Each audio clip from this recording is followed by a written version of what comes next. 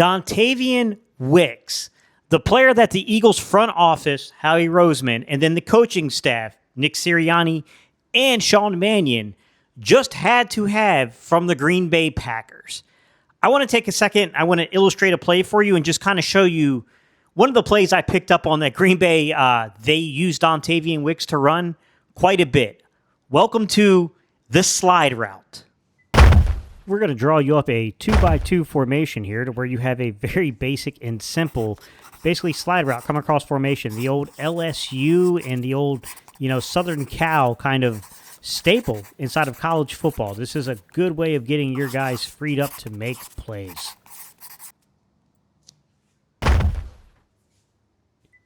Dontayvion Wicks is coming across formation, showing its man coverage, and he's going to release right into that flat for a very easy first down. A lot of you are probably thinking, Gate, when you say it happened a lot, what does that mean? Like, how often did it happen? Well, to be honest with you, I was pretty much watching this week after week, and I kept seeing this play after play, and eventually defenses did what you would probably suggest or suspect here, and they adjusted. They simply adjusted to defending the play, which then led Green Bay to kind of counteract this play by basically then adding some variations to a slide route, right? So instead of running like a full kind of like almost like jet motion into the slide route, they basically started running things such as like return motions and then essentially taking that into a slide route. So, yeah, I mean, this was definitely one of the plays that they love to use this guy for. But it's not the only thing that I saw in his arsenal. This guy is definitely what I would probably call a boundary side, X-aligned split end wide receiver that honestly showed a little bit of wiggle. He showed enough, ability to kind of play in space and play kind of, inside of bunch formations and stacks and things like that, but also to play a little bit as a Z. They played him as a slot. They played him at all three alignments. And I think that's the kind of versatility that the Eagles are looking for. I think they want their big 3 or 4 guys in terms of the receivers to have that kind of versatility to play across each and every alignment, whether you want to split it up into 2 alignments and just say outside, inside receivers, or you want to split it up into 3 alignments and say, no, there's a boundary side, there is a motion and movement Z receiver, and then there's a slot receiver. He gave them the versatility to be able to do all of that, to be quite honest. Some other things that I saw on this tape that I think are very common, and you could probably take a wild guess at West Coast receivers with this, this type of size. I mean, he's not as small as people think. He's not A.J. Brown, guys. He's not 6 foot, 6'1", 225-ish. He's about 6'1", in the 210-ish range, probably. So 205 to 210. He's in that range, right? The Devontae Adams and those type of guys. He's not big and physical the way that like Puka Nacua or when you look at guys like that, those little bit bigger kind of receivers. But he's got enough strength to play through contact. And that's what I noticed is that you're going to see a lot of things such as like Y-stick and variations of Y-stick. So Y-stick just basically meaning, guys, that if you're seeing man coverage, then you flatten it out and you do kind of an out route type, motion with it. But if you see zone coverage, then you settle it down inside the zone and you open yourself open for the quarterback for that quick rhythm pass stuff. You see a lot of that on his film, right? You see a lot of these like sit down and come back routes. You see him playing different parts of a bunch formation.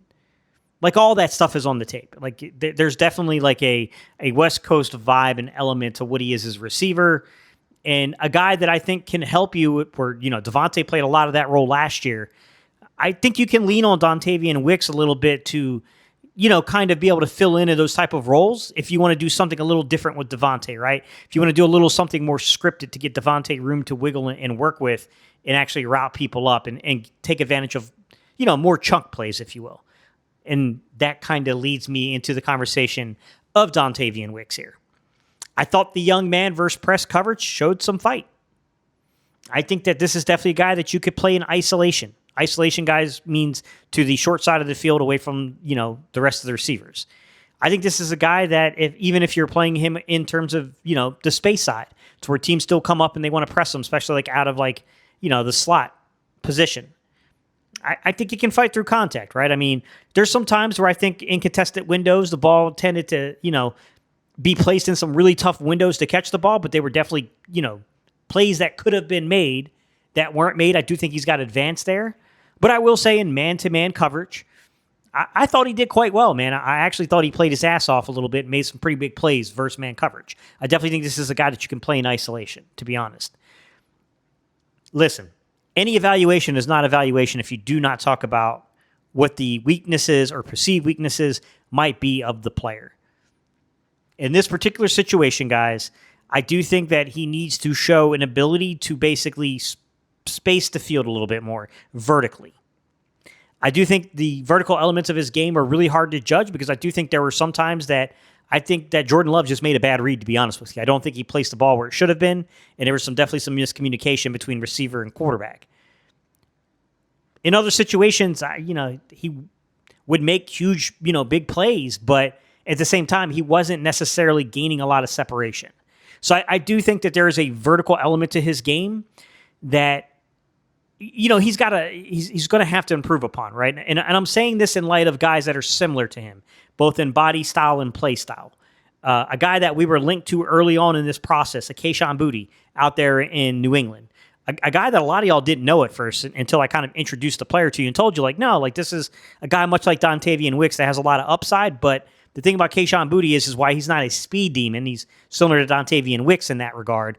He does find a way to get vertical. And I think that's what Dontayvion Wicks needs to kind of advance upon to be that consistent, reliable player for the Philadelphia Eagles on the 2026 season. And I don't think he has to be one of the workhorses, right? I do think that Devontae Smith and then, of course, Mekhi Lemon, the guy we drafted top 20, those two guys, those got to be your workhorses as the season goes on, right? Maybe not initially out the gate, but as the season goes on, the offense kind of has to revolve in terms of the passing game around those two guys with Dontayvion Wicks and Hollywood Brown and Dallas Goedert and Eli Stowers potentially down the road. Your Johnny Wilsons, other guys who can contribute, right? Darius Cooper. I think over time, those guys can work themselves into it. But yeah, this is a person who on the 2025 season, the one thing I will point out, and I'll both critique the player and I'll critique the organization. I think there were too many games where he didn't have a target or only had maybe 2 targets. The Philadelphia Eagles are coming out in what would be a 12-man personnel look with a jumbo tight end, essentially that being Big Fred. It's going to be to the right of Lane Johnson here, guys. You got 2 tight ends in line, so the strong side of your formation is going to be to the right side of your offense. Jalen Hurts is under center. Saquon Barkley is about 6.5 yards deep.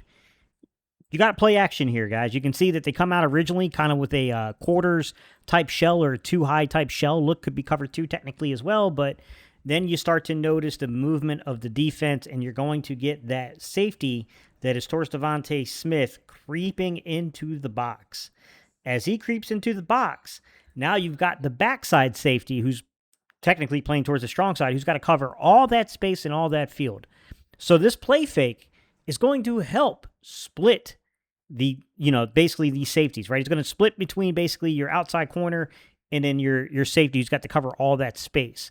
So as long as Smitty can stack this corner, and this is Isaiah Rodgers can run his you-know-what off. But as long as he can actually stack him and then split and play towards all that space that he has there, you got a big-time play. This is what I mean, guys. This is where we're saying, we need some advancement from the way in which that, Dontayvion Wicks plays above 20 yards and then in between the numbers. I did a real crappy drawing of the numbers, guys. This is where those straight lines are, and you'll see I say numbers. Okay, he's got to win there. I know he can win in the intermediate area between 10 and 19 yards. I know he can win in the short area, 10 yards or under in terms of the in between the numbers. And I have a lot of confidence that Dontayvion Wicks could win outside the numbers on vertical routes above 20 yards. I definitely think the underlying talent's there. I think if he wants to take his game to the next level and become one of the premier players in the league, I don't think he's going to be Devontae Smith, guys. You're talking about a truly talented player, but one of these guys that deserves a lot of attention, one of these guys that can play physical with you, one of these guys that could be undervalued a little bit right now. I think he's got to win in between the numbers above 20 yards. That's where I see some stuff on his film where I'm like, okay, he's not quite getting the distance and the separation he needs to be effective in those areas. He's got to be able to stack these defensive backs and split these safeties on these type of looks. That's the real growth. That's the thing I'm looking for to see if that comes out in 2026. Because if that happens, you're talking about a difference maker at the wide receiver position, guys. You're talking about a dude that is going to be worth every single piece of draft capital we gave up to go get him, which wasn't much at all. You know, he's an interesting player. There's a lot of interest here that, a lot of unknown within the interest, I should say, about this player. But nonetheless, he has a lot of my respect. So I'll critique that on the player to say the player should have done a little bit more in terms of advancing his route running ability, especially vertically, to have, gotten himself more involved in the offense. But at the same time, I will say there were times where I felt like Dontayvion Wicks was absolutely the best wide receiver, the most consistent wide receiver at least, on the field for them outside of maybe what you could say for Romeo Doubs, right? Romeo Doubs being a guy that I think deserves a little credit for what he did on the 2025 season, but when you got past Romeo Doubs, like to me, Dontayvion Wicks was very clearly the next guy up in that offense. Now you can make the argument around their tight end play and how they utilize their tight ends. I'm talking about outside and slot receivers in particular. Now, if you want to talk from the slot and contribute to tight end, I do think that's a fair conversation, but hopefully you guys understand what I'm saying here. All right, guys, this is a player that I think has a chance to, really kind of produce some numbers here in Philadelphia. Like, this is a guy that I'm looking towards surpassing a 5. Look, I'm not predicting 1,000 yards, guys. I'm saying that this is a person who could be an impactful player within your offense, right? A guy who can get you 500 or 600 yards of receiving value. That's not the Devontae Smith of the offense, right? That's not going to be what Mekhi Lemon should be for this offense as time goes on, right? It is a very much a role type player, but you need this guy. You need a person who can play in isolation. You need a guy who can be a power slot for you. You need a guy who can kickstart your offense, even if he's not vertically stretching you, but he can come in here and do these things such as like run these slide routes, run the Y sticks, run the Hank concepts, all those type of things, right? These West Coast concepts and things that you see on a week-to-week basis from these offenses out here. Yeah, I definitely think that this is a guy that can kind of give you some production here. Definitely. All right, y'all. I appreciate y'all's time and attention. If you guys like this format, first off, let me say that I want to thank you all for liking, commenting, subscribing, and hyping these videos. Y'all, it's greatly appreciated. You're helping push the channel when you do that. And from the bottom of my heart, thank you guys. It's greatly appreciated. But the other thing I'm going to say here, guys, is if you really love this type of content, I have a bunch of it for you. I want you to take a look at this video right here, guys. This video right here is going to take you into some of the heart of some of the offensive concepts that we're going to talk about. And it's going to present it from the concept or the conceptual idea of, kind of like essentially Devontae Smith's role within the offense for the 2026 season, potentially. And then over here, guys, I'll throw you up another video that has to do with player evaluations. I really like the idea of what they may or may not do with Eli Stowers. I'm going to point that out up here because I do think while Eli Stowers may not have a predominant role in the offense for much of the 2026 season, it might come around towards the end of the season. I do think when you look past this season, you look towards 2027, I'm going to look towards Eli Stowers being an impact player here, man. Like, I'm not expecting a lot early in his career. I do think he's got there's a lot to be learned for him to play the role. But, man, I think if he can produce at a certain expectation for the role, tight end, guys, being able to hang in there in line from time to time. He's not an inline player. You don't want to use him too much like that. But you got to do it a handful of snaps a game. If he can do that a handful of snaps of game and then utilize that natural-born athleticism that he has, holy hell, man. The potential of that guy is going to be through the roof, man. I'll throw that video up over here. All right, y'all. Peace. I'm out of here.